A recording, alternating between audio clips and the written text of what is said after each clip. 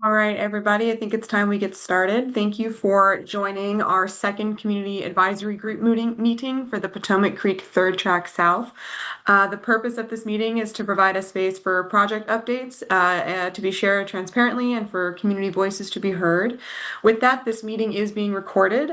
This will accurately capture your comments and questions, and I will make sure that this recording is made available to folks after this meeting, so you will receive it from me. It'll also be available on our website. If we can move to the next slide, I will introduce myself. My name is Jenna Friedberg. I'm the Community Affairs Manager with VPRA, and I handle the public outreach on this particular project. Angel? Hi, everybody. I'm Angel Reed. I'm a senior planning manager on our team at VPRA, and I've been on the projects in a supporting role for the past couple of years. As of May of this year, I've stepped into the project manager role for the track project for VPRA. Adil Mysore-Wala with VPRA. I am a project manager for the Leland Road Bridge. Similar to Angel, I've stepped into this role starting May as well for the Leland Road Bridge specifically. Back to Jen. Thank you both. If we can move to the next slide, I'll just go through the agenda. So again, welcome. We're going to go through just a quick overview of VPRA and our suite of projects. We'll give you some background information on the service disruptions you may have noticed, and then we will give an update on the Potomac Creek Third Track South project, and as well as the Leland Overpass overview. Then I will go over our public engagement activity that we've done previously and coming up, and there will be time after the presentation for questions and comments, but we do encourage you to use the chat function throughout the presentation to ask questions. Just if you don't know how to write in the chat, you can open it up. There on the bottom, there's an icon that says chat. You can type in there. You can also click on the React panel and it'll bring up a hand, and you can put your hand up that way, and we'll use that for the Q&A at the end. If we move to the next slide. So the Community Advisory Group, or CAG as we refer to it, this is a central key element of our approach of our outreach efforts. We meet quarterly, virtually, and as we move into the construction phase, this is definitely a key aspect of our outreach because CAG members live and work in the community that we're working in. We'll be providing regular updates and information about the project, especially the latest potential impacts that you might be noticing. I ask that you bring these updates to your community, and if you hear any questions or concerns that they might share with you, and you bring them back to us. All of you should have my email by now. If you don't, please let me know in the chat. Again, I will be following up after this meeting, and our newsletters are available, our website's available, and our socials are also available at the end of this project. This is the most effective way for us to stay in touch with those who are most impacted by the project. The CAG includes representatives of residents, small business owners, special interest groups, local agencies, as well as elected officials. Like I said, we will continue with these virtual meetings quarterly in the future. If we need more, as needed, we will have these more frequently, and eventually we'll hopefully be able to offer perhaps tours or site walks as needed. I will pass to the next slide and give it to Angel. Thanks, Jenna. Before we get into the projects, I'll just provide a brief overview of the Virginia Passenger Rail Authority, or VPRA. We were created by the Virginia General Assembly back in 2020, so we are just over 6 years old. We oversee passenger rail in Virginia, and we lead the Transforming Rail in Virginia program, also called TRV. We manage passenger rail service, we develop and maintain rail infrastructure, and we're working to expand passenger rail options. And we do that by partnering with Amtrak and VRE to operate passenger and commuter rail service. And advancing to the next slide, we'll talk a little bit about Transforming Rail in Virginia, also known as TRV. We're making some long-term investments to improve the future of rail transportation across the Commonwealth.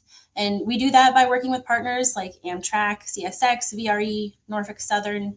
And we're doing that to develop some major infrastructure projects, increasing rail capacity and improving the reliability of both passenger and freight service in the corridor. And this is going to help us deliver better passenger rail service, strengthen our connections between the communities that we serve, and then also support Virginia's economic growth. Drilling down on the next slide to the Potomac Creek Third Track South project. This project is located between the Brook and Fredericksburg VRE stations in Stafford County. It includes about 4 miles of new third track, a new single track rail bridge over Harrell Road at Claiborne Run, and includes some safety improvements to the Primer House Road Bridge. And I'll just note here that there will be no construction impacts to the Leland Road VRE station or to VRE train service with this track project, although there will be some temporary impacts to the station parking that are expected. Advancing to the next slide to talk about the track project benefits. The purpose of the track project is to add a third track or siding that increases our overall rail capacity by allowing trains to essentially safely pass one another. And this added flexibility improves operations for both passenger and freight rail, allowing faster passenger trains to pass slower freight trains and thereby reducing delays in service. It's also one of several key projects that are needed to support future VRE night and weekend service. And to just tie this maybe to something folks may be more familiar with, you could think of a siding as functioning similar to truck climbing lanes, acceleration lanes, or a merge lane on a roadway. It's a way for traffic to move more efficiently. Advancing to talk about our schedule, this timeline here shows the major phases of the project. We're currently in the design phase, which continues through early 2027. The early works phase began this year, and it includes activities like site preparation, utility coordination, and some other work that's needed before major construction of the track project. And we've got full construction on the track project expected to begin next year and continue through 2029. And then as indicated by the bottom of the graphic, throughout every phase of the project, we're going to maintain this ongoing commitment to public outreach and stakeholder engagement and provide regular updates like we are today and opportunities for the community to stay informed as the project moves forward. And as we move into the early works phase, several activities are going to take place before major construction begins on the track. So right-of-way acquisitions, those are ongoing now, and they're going to continue through early 2027. And that's to secure the property that's needed for the project. Tree clearing is also going to occur through early 2027, and we're going to follow all applicable environmental requirements and some seasonal restrictions that are imposed by state and federal law. Utility relocations are going to continue through early 2028 to help prepare the corridor for construction. And completing these activities in advance of major track construction helps us reduce delays and ensures that the project's ready for the next phase of work. Next, we'll touch on right-of-way. So this outlines the right-of-way acquisition process and kind of what we've done to date for this project. The project team completed the identification of the private property needs back in 2024. And so then we moved into appraisals, which were complete as of mid-2026. Property owners are actively receiving offer packets, and negotiations are currently ongoing. Those are expected to continue through this fall. Overall, we expect to complete acquisition of most properties by the end of 2026. And I will add here, I do want to mention if property is affected by the project, those owners have already been contacted. So if you're a property owner and you've not been contacted, then your property is not going to be affected by the project. Moving on to fall tree felling, I did want to highlight this. Tree clearing is anticipated to occur between fall of this year through early next year. This work is necessary to accommodate the utility relocations and provide the required clearance for construction and operation of the new third track. That site preparation that we're talking about for early works. Tree clearing will take place within CSX right-of-way and on properties being acquired by VPRA. Property owners and stakeholders are going to receive advance notification before any tree clearing begins, with initial notices expected in about September of this year. All right. And as I mentioned earlier, one of the early works items that's ongoing is utility coordination. Utility coordination is already underway with relocations either completed or in progress right now. This work involves several utility providers listed here. These relocations are being carefully coordinated with the track project to prepare the corridor for construction. And at this time, no transportation impacts or utility service disruptions are anticipated. At this point, I will hand it over to Adil to talk about Leland. Thanks, Angel. So the Leland Road Bridge project is a VDOT owned bridge that VPRA is actually implementing for VDOT. VDOT is still going to lead the right-of-way effort for this project, as well as some of the utility relocation, which we'll touch on later. So it's a subset of the Potomac Creek third track, which Angel was describing, which is why VPRA is leading it. And it's a reconstruction of the existing roadway bridge. And on the next slide, I'll actually talk to you why we're doing what we're doing. So if you can actually move to the next slide. Yes, as you can see, the bridge is pretty narrow right now. You know, it's fine for the two tracks, but when we add in a third track and a potential fourth track, we need to widen this bridge, which is what we're doing. We're going to be managing this project, like I said, for VDOT. If we can go to the next slide, please. So as part of the bridge replacement, we have to demo the bridge and rebuild it in place, which means we're going to have to shut it down. And right now, the expectation is that we're going to begin early next year, and it will be a 22-month detour. And we have two distinct detours, one for passenger vehicle, which is obviously a shorter detour, and a longer detour for trucks. So, you know, both detours do not restrict access to the VRE station, the elementary school, the neighborhood, and residences. Those should be accessible at all times during the construction.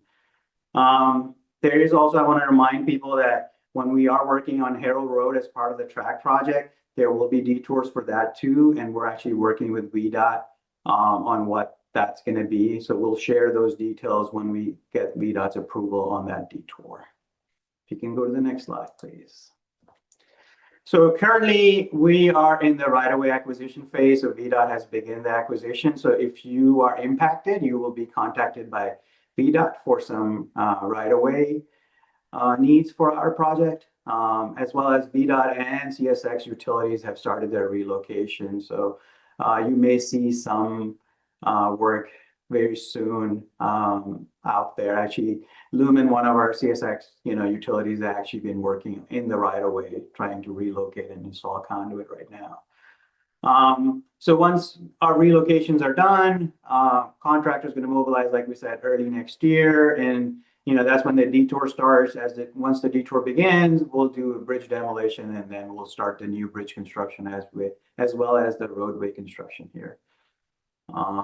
And I think that's pretty much our schedule. So last slide for me. And as you're all aware, this project is, one of the many projects that we have in our portfolio, 11 others, like the slide says, right? Basically to unlock new rail service, provide better service. I'm assuming a few of you are VRE riders, looking forward to more service, future service, I should say. But because of that, right, we have projects that are active right now in Longbridge in DC, Alexandria, and the Franconia Springfield Bypass project. Because of those projects, there are impacts to current rail service. We're trying to create work windows for our contractors so that we can, do work more quickly and, have less impact overall to riders. So, just make sure that you're checking with, VRE and Amtrak if you're traveling on those, make sure there's no impacts to your service. And I believe that's it for me. Jenna, back to you. Thank you, Adil and Angel, for those updates. So I'll just give a little overview of our community outreach and what we've done so far. So in the past, we've coordinated with Stafford County and VDOT and the Fredericksburg Area Metropolitan Planning Organization, or FAMPO. You may have seen us tabling in the community. That's an image there from last year when we tabled at the YMCA. And our first quarterly CAG meeting was back in April. So the upcoming outreach that you can look forward to. So obviously we have today's CAG meeting. Our next CAG meeting will be sometime in November. You will get another email from me inviting you. I usually try to send it about a month in advance. Um, we have ongoing coordination activities with Stafford County and other stakeholder agencies. And I'm also planning for some fall neighborhood chats, which is when we table out in the community and folks can come up and just ask us questions. So we'll either be out in a neighborhood or we might be in the lobby of a YMCA or perhaps the Rouse Center, perhaps the library. We're still in development of that. But when we will be out in the neighborhood, I will make it clear. We'll send out notifications. We'll be on our social media, and you should be able to find us. If we move on to the next slide. Jenna, this is Dara Fry Hi. with VDOT. Can Mhm. we offer some suggestions of like how have you guys met with the Leland Station HOA? I mean, the Yeah, Rouse we have Center not yet. is 20 minutes away from this location. So I Mhm. don't advise, you know, for that location to have a table. I would suggest having a partner desk meeting this fall to announce the road closure coming in 2027. They have the HOA, they have a community center. It's right by the pool. Um, I would highly suggest scheduling something like that and then doing a broader outreach where, I mean, Leland Station is a huge neighborhood on both sides of Leland Road, where they could just walk to that community center and you could establish a point of contact. So if people have any type of concerns with the project, with the road closure, they can put a name to a face because it's going to Great get idea. lost in emails.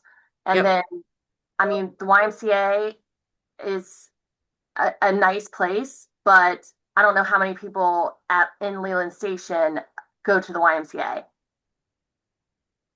Good to know. Thank you. They're on my list of folks to reach out to, so I'm glad that you're confirming it because I would much prefer to spend our time in a place that we're going to reach people who actually need to hear this. So I really appreciate this Yeah, suggestion. So I I will would. reach out to them. Yeah, the Leland Station HOA is pretty active on social media, so I think that would be easy to get in touch with somebody with that. But also having a partner desk meeting at the school. We just had a design public hearing at Conway Elementary. We had a lot of walk-ins besides, um, the other interested community members that wanted to come to the meeting. But just, with our average signs, people just were interested in seeing it. So I definitely think something in that neighborhood will get better feedback and engagement.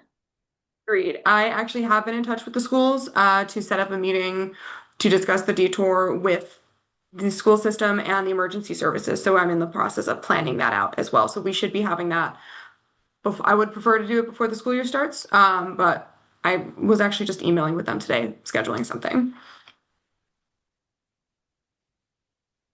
Any other suggestions for community outreach while we're on the topic?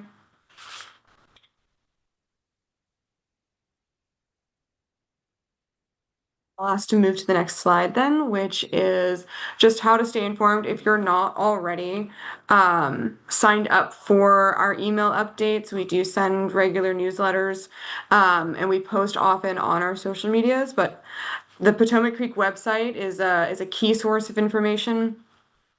If you are concerned about construction or impacts that you're seeing, we do have a construction information hotline listed there at the bottom. We have a general contact us hotline as well if you have other concerns or questions, but both of these are available on our VPRA website. Also on our website is a construction disruptions map, and on that app you'll be able to see exactly where the construction disruptions may be impacting your commute or your neighborhood.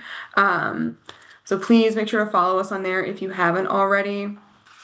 These are also all at the bottom of my email signature, which I believe all of you have by now. I will pass to Linda, who's going to handle the Q&A session. I see we already have a few questions in the chat that we'll address, and then we can also, if you just raise your hand using the raise hand function, we'll also be able to call on you from there. Linda? Yeah, so thanks to everyone who's participating. Again, you can hover at the bottom under React if you want to raise your hand, or if you want to shout out a question, that's fine, or put it in the chat. Looks like Dara, you asked a question here regarding Harrell and Leland Road closures if they are overlapping. Looks like Angel provided a response, but I just wanted to bring that out and provide an answer. Angel, if you wanted to address that, and Dara, if you had any more questions related to that.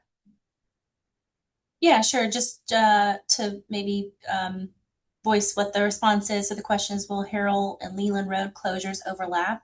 At this time, the plans are calling for Leland to be closed for the detour first, and Harrell Road will be closed for a detour to follow. As Adil mentioned, we're in the process of getting the maintenance of traffic plan approved with VDOT for Harrell Road. So we should be able to share more specific details about schedule and timing at the next CAG meeting.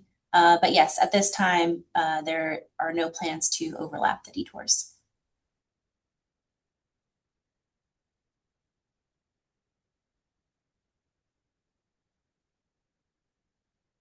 Did we have any other questions? Opening it up to the group. If anyone has anything or a comment they want to share.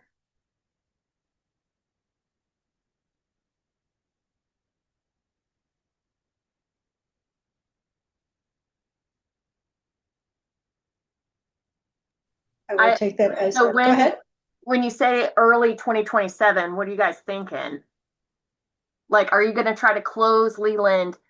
I would highly suggest looking at that school calendar and doing it so that school bus drivers can accommodate and change the routes when students return back to school after Christmas break.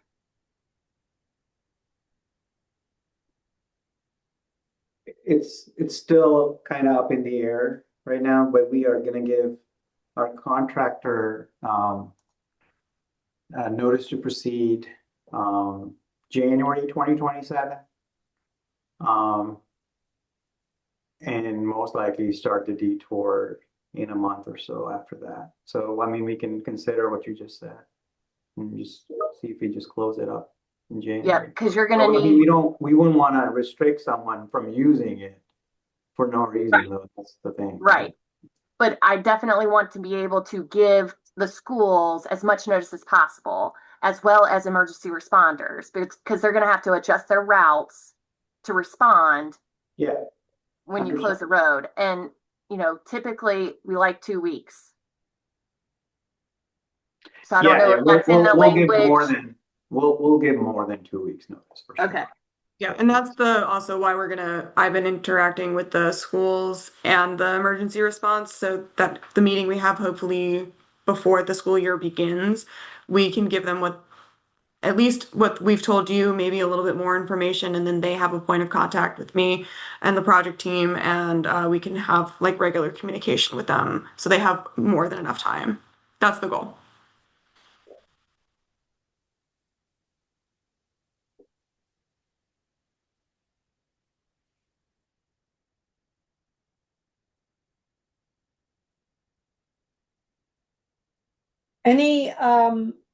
Let me check here.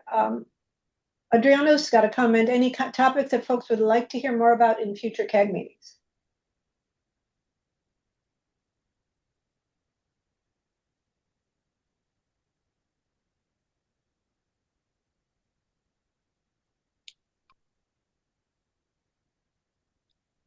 I think, this is Dara just coming from my perspective. It's just reassuring how we're going to minimize the impacts of construction on nearby residents.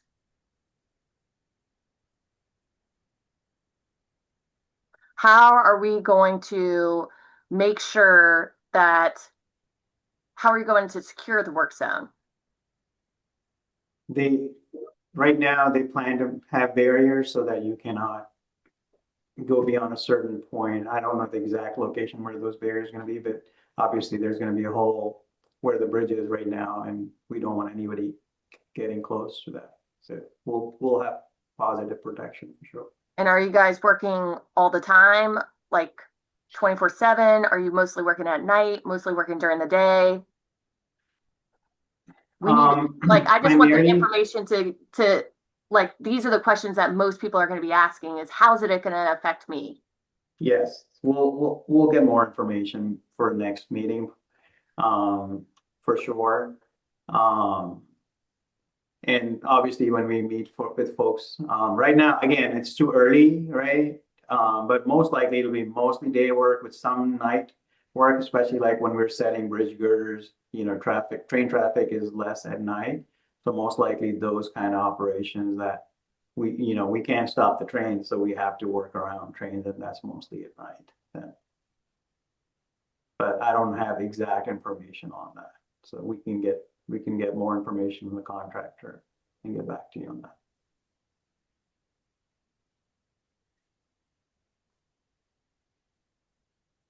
Any other thoughts and comments?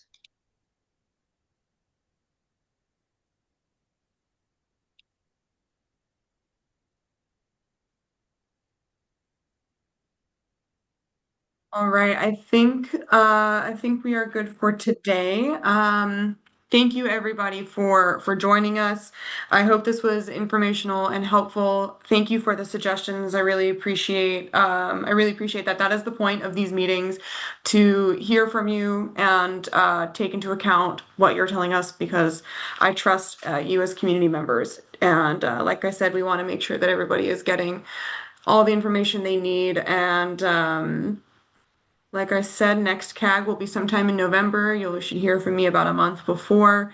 If you have any questions, concerns, or suggestions between now and then, please feel free to send me an email. We will be making this recording available, as well as the presentation, any other materials that are necessary. So thank you again for joining us. I'll stay on if anybody has any more questions, but if not, enjoy the rest of your afternoon. Thank you.